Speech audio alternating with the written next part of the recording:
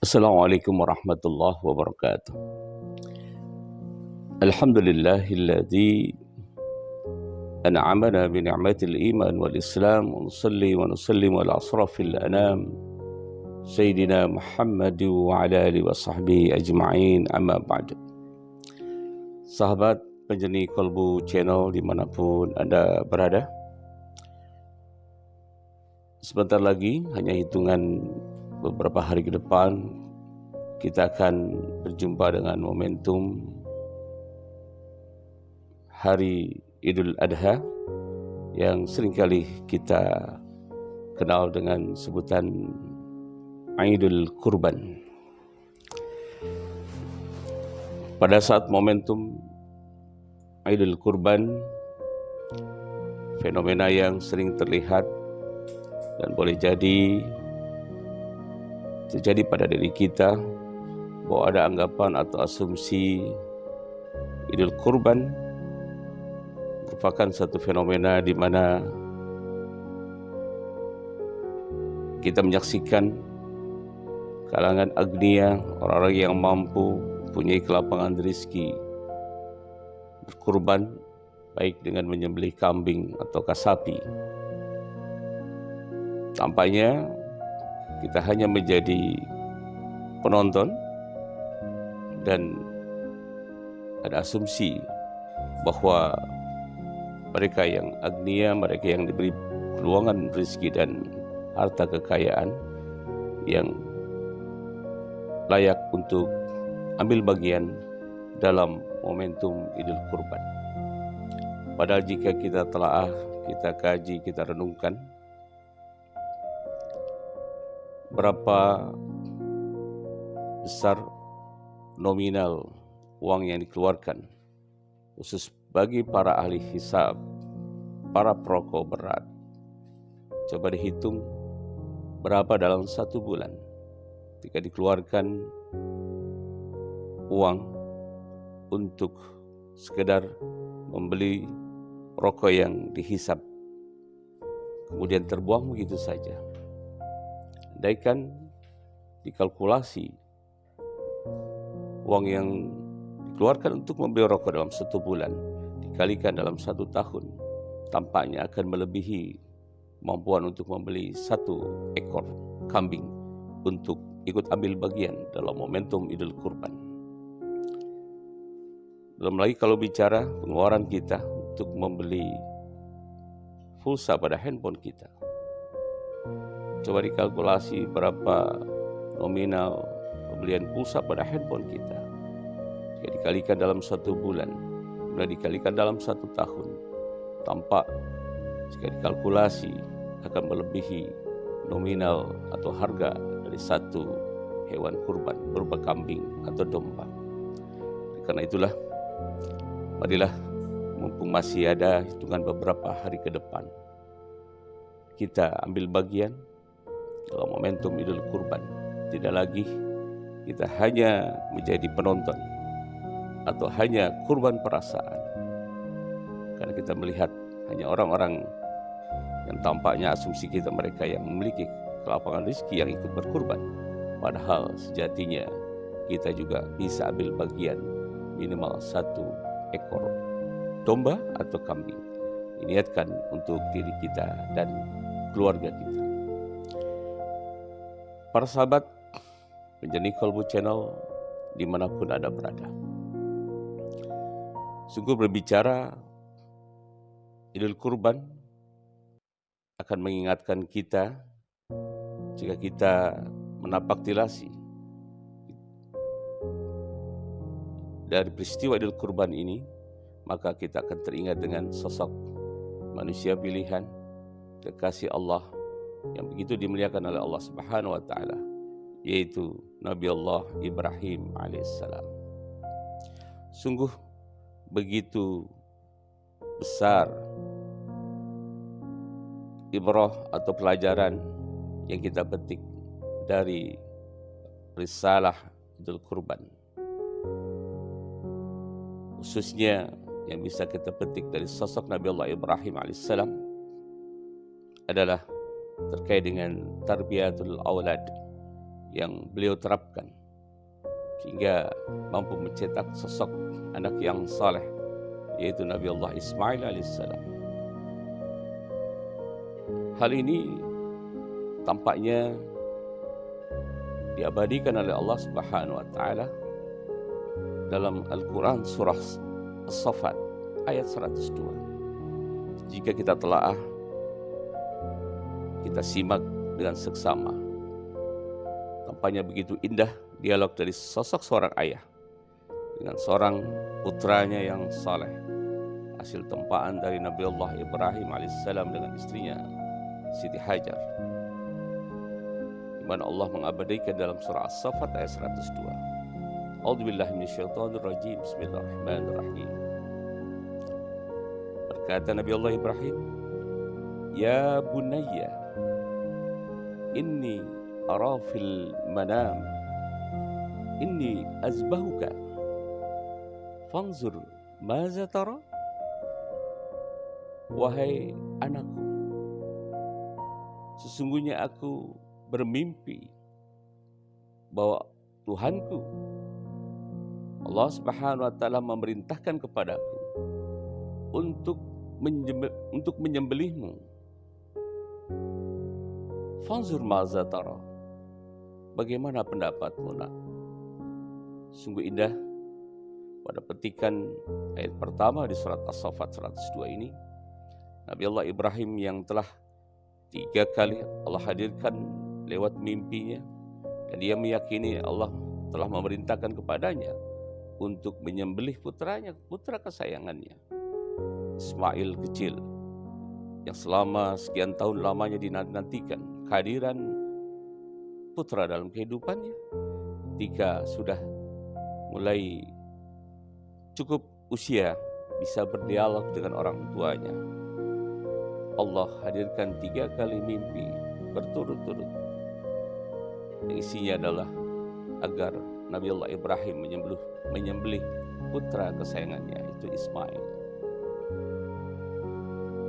Dengan bahasa yang halus, Nabi Allah Ibrahim ketika dia memanggil putranya Ismail dan menyampaikan bahwa Allah Subhanahu wa taala telah memerintahkan untuk menyembelih Ismail, putra kesayangan dari Nabi Allah Ibrahim alaihissalam ini. Dan sungguh indah apa jawaban dari sosok anak yang saleh. Bukan jawaban pembanggangan, bukan jawaban yang disampaikan dengan reaksi atau respon yang kasar, tetapi Ismail kecil memberikan jawaban yang begitu indah. Ya abatif'al ma tu'maru satajiduni insyaallahu minas sabirin. Wahai ayahandaku, lakukanlah apa yang telah Allah perintahkan kepadamu. Niscaya, insyaallah aku akan menjadi sosok hamba yang sabar. Sungguh indah dialog antara seorang ayah dengan putranya. Para sahabat menjadi Qalbu Channel rahimakumullah. Jika kita coba telaah asbabur risalah tentang kurban, di mana Allah memerintahkan Nabi Allah Ibrahim alaihissalam untuk menyembelih putra kesayangannya Ismail. Ismail sosok yang masih begitu belia.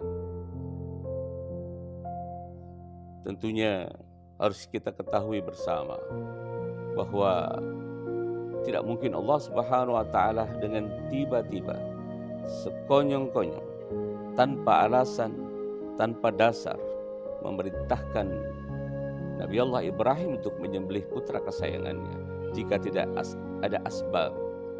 Oleh karena itu, coba kita perhatikan pertanyaan Allah pada surah Takwir ayat 26, di mana Allah dalam ayat tersebut bertanya kepada Nabi Allah Ibrahim ketika beliau masih menjadi seorang pemuda dan sukses menjadi pengusaha muda saat itu, tetapi telah memiliki kedekatan kepada Allah Subhanahu wa taala. telah meyakini bahwa Allah sebagai Rabbnya, maka Allah beri pertanyaan kepada Ibrahim alaihissalam, fa inna azhabun, tidak dibawa kemana dirimu? Tentunya pada ayat ini pertanyaan tidak dibawa kemana dirimu mempunyai makna tidak dibawa kemana dirimu dan harta yang kau miliki. Jika ditafsirkan lebih luas, boleh jadi pertanyaan ini juga ditujukan pada diri kita. Tidak dibawa kemana pangkat, jabatan, harta kekayaan yang telah kau miliki. Ini pertanyaan retoris yang butuh perenungan, butuh muhasabah diri, introspeksi diri kita. Semua yang telah Allah karuniakan pada diri kita harus kita renungkan, kita perhatikan. Dan dibawa kemana semua yang telah Allah berikan ini kelak. Dan Nabi Allah Ibrahim alaihissalam memberikan jawaban yang begitu indah. Inni azhabun ila rabbi sayahdin. Sesungguhnya diriku ini akan aku bawa untuk menghadap Rabbku, Allah Subhanahu wa Ta'ala, dan Rabbku telah memberikan petunjuk kepadaku. Sahabat penjadi Qalbu Channel rahimakumullah, jika kita simak dialog antara Allah pada Nabi Allah Ibrahim alaihissalam ini, tampaknya harus menjadi bahan ibrah, pelajaran bagi diri kita, bahwa semua yang telah Allah karuniakan pada diri kita, harta, kekayaan, istri dan anak-anak kita, pangkat dan jabatan yang melekat pada diri kita, kelak kita akan diminta pertanggungjawabannya oleh Allah Subhanahu wa Ta'ala. Para pemirsa dan pencinta penjini Qalbu Channel rahimakumullah, terkait asbabur risalah, asal usul risalah dari kurban, berawal dari pernyataan Ibrahim, sosok pemuda yang sukses, pengusaha yang kaya raya, yang telah memiliki hampir 1000 domba atau kambing, dengan 300 sapi dan 100 unta. Tetapi Nabi Allah Ibrahim alaihissalam, sosok pengusaha muda pada saat itu, sebagai wujud taqarrub ilallah, kedekatan dirinya kepada Allah Subhanahu wa Ta'ala, ketaatan dirinya, wujud cinta Nabi Allah Ibrahim kepada Rabbnya Allah Subhanahu wa Ta'ala, maka dengan mudah ia tebarkan hewan-hewan ternak yang ia miliki untuk dia bagikan pada masyarakat duafa yang berada di sekitar wilayahnya. Sungguh luar biasa. Bahkan Ibrahim muda, sosok pengusaha sukses ini, pernah terlontar dari lisannya. Dia mengatakan kepada Allah Subhanahu wa Ta'ala, ya Allah, sesungguhnya apa yang aku miliki ini adalah darimu ya Allah, dan aku persembahkan semua ini untukmu ya Allah, dengan aku bagikan kepada orang-orang duafa, fakir miskin. Dan demi engkau ya Allah, jika sekiranya engkau meminta aku mengorbankan anakku ketika nanti aku sudah berkeluarga dan mempunyai anak, niscaya akan aku persembahkan demi cintaku kepadamu ya Allah. Ini terlontar dari lisan Nabi Allah Ibrahim alaihissalam ketika menjadi seorang pemuda sukses, pengusaha yang sukses, berwujud kecintaan kepada Allah Subhanahu wa Ta'ala, taqarrub ilallah, dan ketaatan kepada Allah, maka dengan mudah ia kurbankan, dia sedekahkan apa yang dia miliki. Dan bahkan ada pernyataannya, jika dia berkeluarga nanti dan mempunyai anak, dan Allah meminta anaknya untuk dikorbankan, maka Nabi Allah Ibrahim menyatakan bahwa ia akan mengorbankan jika Allah menghendakinya, Allah memintanya. Dan pernyataan inilah sebagai wujud kesalehan ketaatan Nabi Allah Ibrahim kepada Allah Subhanahu wa taala. Allah Subhanahu wa taala menagih janjinya. Tetapi harus kita sadari bahwa Allah menagih janjinya bukan sesungguhnya menagih untuk Nabi Allah Ibrahim mengorbankan putranya dengan hak yang sebenarnya. Ya, sebenar-benarnya mengorbankan atau menyembelih putranya. Tapi Allah hanya menguji sejauh mana keteguhan iman dan takwa serta kesalehan sosok Nabi Allah Ibrahim alaihissalam. Maka ketika sekian lamanya dia tidak punya anak dan dianugerahkan seorang putra yang saleh dari rahim Ibunda Hajar, ketika sudah mulai tumbuh jadi sosok anak yang cukup usia dalam arti bisa berdialog kepada orang tuanya, maka Allah uji Nabi Allah Ibrahim dengan dihadirkan lewat mimpi, 3 kali mimpi, hal yang sama. Allah memerintahkan Nabi Allah Ibrahim alaihissalam untuk menyembelih putranya, putra kesayangannya, putra sematawayang Ismail alaihissalam. Hadirin para pemirsa, sahabat menjadi Qalbu Channel rahimakumullah. Mari kita renungkan bersama sosok Nabi Allah Ibrahim alaihissalam. Tampaknya telah berhasil mendidik seorang putra kesayangannya yang bernama Ismail menjadi anak yang saleh. Terbukti ketika ia katakan bahwa ia bermimpi Allah memerintahkan untuk menyembelihnya, menyembelih putranya itu Ismail. Apa yang terjadi?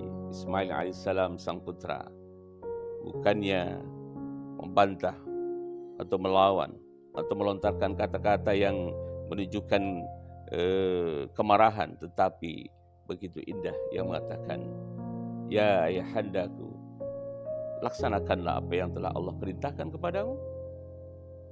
Insya Allah aku akan menjadi orang yang sabar. Para pemirsa dan pencinta penjadi Qalbu Channel rahimakumullah, yang harus kita garis bawahi di sini, bagaimana sosok Nabi Allah Ibrahim bisa menghasilkan sosok putra yang saleh.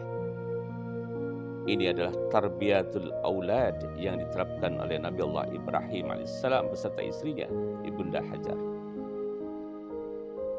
Bagaimana upaya dalam mencetak generasi saleh dan salehah? Ini yang harus menjadi stressing bagi kita, setiap orang tua tentunya. Menghasilkan anak-anak yang saleh dan salehah, tentunya tidak kalah penting adalah peran serta keluarga. Dan jangan diasumsikan ketika anak dititipkan di sekolah, maka itu semuanya tugas sekolah untuk menempa anak-anak kita menjadi anak yang saleh-salehah. Harus disadari, waktu yang lebih banyak anak-anak kita berada di tengah-tengah keluarga bersama-sama kita. Oleh karena itu, peran serta kita, ayah dan bunda, abi dan umi, sebagai orang tua, untuk memperhatikan tarbiyah bagi anak-anak kita, tarbiyatul aulad ketika anak-anak kita masa usia dini, untuk kita tempa dengan pendidikan keislaman, kita tempa keimanan dan ketakwaan anak kita, agar kelak dia menjadi anak yang saleh. Hal yang kedua, selain tentunya peran orang tua dalam tarbiyah anak-anaknya, yang kedua adalah uswatun hasanah, contoh atau suri teladan yang baik. Harus diingat, smart parents akan menghasilkan smart children, smart teachers akan menghasilkan smart students. Jadi orang tua yang cerdas akan mampu menghasilkan anak-anak yang cerdas.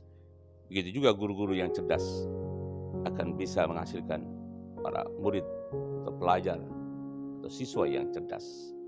Hanya saja harus digarisbawahi seperti yang pernah saya sampaikan pada tayangan sebelumnya. Cerdas dalam perspektif Islam, al-kais man dana nafsu wa amila lima ba'dal maut.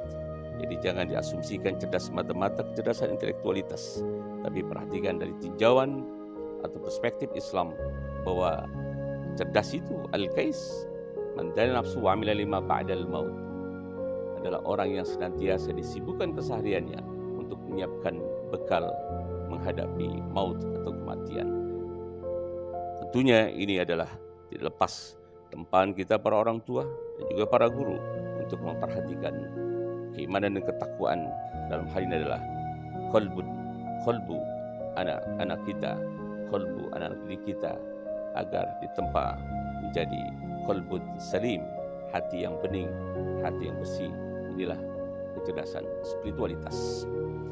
Sahabat penjadi Kolbu Channel rahimakumullah, yang terakhir tentunya untuk mencetak anak-anak saleh dan salehah tidak lepas dari habitus, lokasi atau tempat anak-anak kita berinteraksi dengan teman-temannya, dengan sahabatnya, dengan siapa ia bermain, dengan siapa dia berinteraksi dalam kesehariannya. Ini menjadi hal yang penting, karena keseharian anak-anak kita, tempat dia berinteraksi dengan sahabat dan teman-temannya ini sangat berpengaruh kepada pembentukan karakter, keimanan, ketakwaan, kesalehan anak-anak kita kelak dalam tumbuh kembangnya. Karena itu, mari kita optimalkan supaya kita sebagai orang tua untuk senantiasa memperhatikan tarbiyatul aulad, pendidikan bagi anak-anak kita, dan mari kita suri teladani sosok Nabi Allah Ibrahim alaihissalam dan istri beliau Ibunda Siti Hajar yang senantiasa menempa putra beliau, khususnya di sini adalah Ismail alaihissalam, sehingga menjadi anak yang saleh, kebanggaan bagi orang tuanya, dan juga menjadi uswatun hasanah bagi kita semuanya. Terakhir, ada doa yang begitu indah dan sangat lengkap untuk mendoakan putra-putri kita agar menjadi anak-anak yang saleh-salehah. Allahumma ij'al auladana kulluhum salihan wa ta'atan.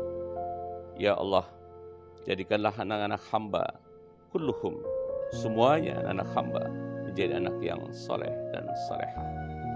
Wa umruhum tawilan, dan panjangkanlah umurnya, tetapi yang tawilan, umur yang panjang, tapi digunakan untuk kemaslahatan, untuk kebaikan, senantiasa untuk beribadah, taqarrub ilallah. Warjukum wasi'an, karuniakanlah ya Allah rizki kepada anak hamba, rizki yang mereka makan, dari rizki yang mereka makan itu menggerakkan tubuh anak kami menjadi anak-anak yang soleh-solehah, senantiasa bersemangat menunjukkan ketaatan kepadamu ya Allah, ketaatan dalam ibadah dan juga hormat kepada kedua orang tuanya. Wa kulum zakiyan, dan ya Allah jadikanlah akal anak-anak hamba, otak anak-anak hamba jadi akal atau otak yang cerdas, zakiyan, jadi kecerdasan yang senantiasa berorientasi kepada keakhiratan. Kecerdasan bukan untuk